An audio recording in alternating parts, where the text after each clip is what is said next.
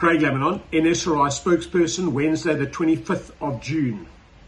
NSRI police and the emergency services are appealing to the maritime community, shoreline anglers, paddlers, sailors and coastal walkers, hikers, to be cautious during this cold front currently being experienced around the southwestern Cape coastline on Wednesday and spreading to the southern Cape and east coast in places. The South African Weather Services have issued alerts forecasting high winds, heavy sea conditions with waves of 4 to 6 meters. Rough sea conditions are being experienced.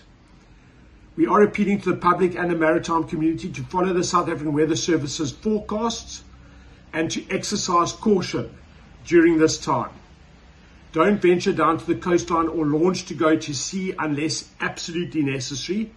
Commercial seafarers, sailors and fishermen, wear your life jackets at sea during this time and exercise caution.